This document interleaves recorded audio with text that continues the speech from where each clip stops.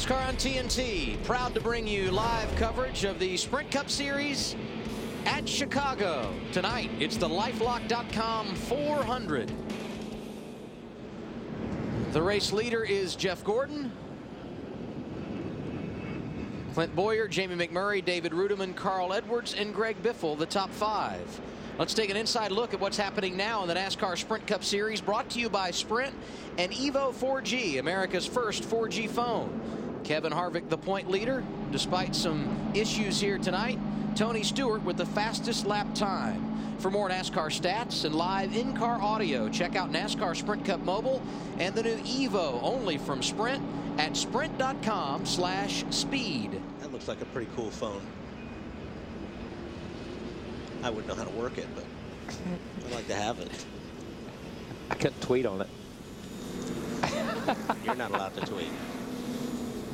I'm not allowed to. I'm off. But I can. You can tweet. Interesting. I can't. That's you. Hand it over, big boy. I'm not handing it to you. Talked about the issues with Kevin Harvick. What can you add, Larry? Well, they were having some fuel pressure issues, and they talked about maybe looking at the fuel pump. Now, what you have to remember with the new Chevrolet R07 engine, these guys don't have that mechanical fuel pump on the right front. You have the cable-driven fuel pump. Now, this goes into the back of the bell housing, and it's driven off the back of the camshaft. It's kind of a safety issue. Now, the fuel pump is actually located in the trunk. Now, I'm going to use my Toyota Cutaway engine and drivetrain to simulate. This is what that fuel pump looks like. It's a Waterman cable-driven fuel pump. What they did, they raised the hood. They made sure this cable was still working in the back of the bell housing. Phil Parsons told me that was good. Then they went to the trunk to make sure that everything looked good with the fuel pump. They actually did not find a thing. Now, this has been done for a safety standpoint, but it has had some flaws along the way. So that's the problem Kevin Harvick was facing. A different issue for his teammate on pit road a moment ago. Marty? Yeah, Adam, for Jeff Burton, he lost 3 spots on that exchange of pit stops going back to the 8th position. They had problems on the right rear. When they pulled it off, it didn't quite come off. They had to hit it one more time with the gun. Then they got the right rear off. Took a little bit extra, but those little bits cost the team a lot of time on pit road. Jeff Burton gave the team a pep talk afterwards, said, hey guys, we got plenty of time to get back in this game. We still have a car that can win the race. Adam. Marty, TNT Monday, the summer's most thrilling news series. Meet television's next great team. Don't miss Rosali and Isles series premiere Monday 10/9 Central, only on TNT. That cable thing, you know, anytime you introduce something new into it, and especially a cable run thing like that, they can have issues with it. Understand that's all for safety. That's all to keep the fires away. You know, we talked to NASCAR this morning about some of the fires and some of the issues and some of the things that they've addressed and their safety issues. This was strictly a safety thing to create that, to keep the fuel from pumping as the car crashes. Rob? Let's go down to Phil Parsons. Yeah, guys, I'm standing down with Robbie Gordon. First of all, are you okay? Yeah, I'm okay. That's a huge bummer for both of us. I mean, neither one of our teams are in positions to kill cars like that. I think he popped a tire. I started to go down around the middle groove trying to get down underneath him, and he slid down last second and ran right dead in the side of him, so that sucks. It looked like when the brakes were locked up, then the thing wouldn't do anything. Yeah, it just wouldn't turn, wouldn't do anything, so I tried to get back off him, but just wouldn't turn. All right, sorry to see you out, bud. Yeah, it's a bummer. Jimmy Johnson, one of the drivers that took the wave around under this caution. He was 2 laps now. Now he's 1 lap down, being scored in 31st. Jeff Gordon, the race leader, choosing the inside lane. Clint Bowyer is outside.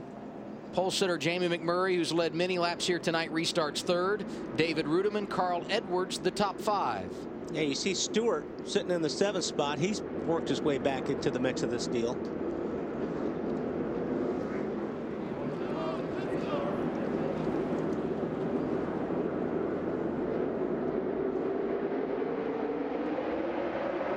Green flag back in the air as we complete lap 188.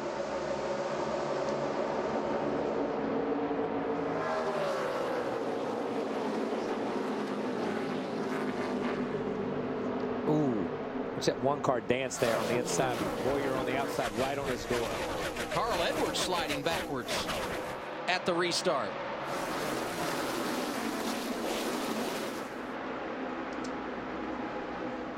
Jamie McMurray getting aggressive as the green flag goes back in the air, as is David Rudiman. Wow, something happened to Biffle. Something's wrong with Biffle. He just pulled out of line, and he's losing spots left and right. He lost about 4 or 5 spots there. Yeah, he was inside the top 5 and now trying to hang on to a position inside the top 10. 10-4, 98 still inside. He may have lost the ignition box or something. Yeah, because you're right. He went to the high side right. One back to the 11 on the bottom. It's got a report he may be losing the engine. Yeah, you see these guys just driving by. Just as Wally said, they're working on they're working on the ignition. You heard him say switch the battery too. What's up, Phil? Guys, Greg came over the radio and said, guys, I think it's blowing up. So that's that may be the issue for them, is that FR9 may be going away. And you know, we've seen a couple of those. We saw obviously the 9 car up at New Hampshire. I'm pretty sure that was the FR9, the new engine there. But you know, you go through that cycle. It's like being a pilot. You go through that cycle of, okay, everything that could be wrong, let me go check it. Let's check batteries. Let's check ignition. Let's check this. Obviously, whatever it is, it's not running down the straightaway, but it seems to run down. Doesn't seem to run down the straightaway, but he can maintain in the corners. Yeah, his RPMs are way off compared to the other cars. So he's lost a lot of RPMs in that engine. But you see him able to maintain through the corners because he can almost run wide open. Both ignition boxes. It dropped a valve or something. Yeah. Problems on track for Greg Biffle, and even bigger issues for the point leader Kevin Harvick, who has now taken his car to the garage. Up front, David Rudiman continues to run good here this evening, driving to the inside of Jamie McMurray and taking 3rd away.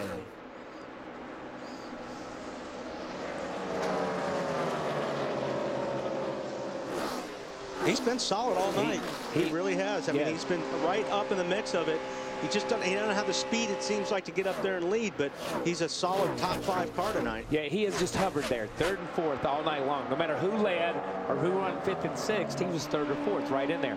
And Truex, these 2 cars, Michael Waltrip Racing, these 2 cars out of that stable have been strong here. And Rudiman's been good in recent weeks. He's picked up 10 positions in the standings in the last 8 races and stands to gain some more here tonight. Yeah, and you saw him. He worked the one car. Couldn't get around him, but then you see him get around him, and instantly he takes off, and he's 5 or 6 car lengths within a lap or so. And I was anxious to see how he handled things as we made that transition from day to night, because so many times cars will be in the top 10, and then once you go through that transition on track, a number of guys will drift back. Not been the case for Rudiman. He's been good from the start. And there you see Harvick. Phil? Guys, I just talked to crew chief Gil Martin. He said they're going to change the fuel pump and the cable. He said we're not sure exactly which one it is. We're going to change both. He said then we'll know then. But unfortunately, it's going to be an extended stay behind pit wall in the garage area here. Like I said, very humbling. Come off a win one week, and you're sitting in the garage fixing it the next. Kevin Harvick, a driver that's made a living off of starting at the back and finishing at the front. Not going to happen for the point leader tonight. Jeff Gordon going for his first win of the year at Chicago.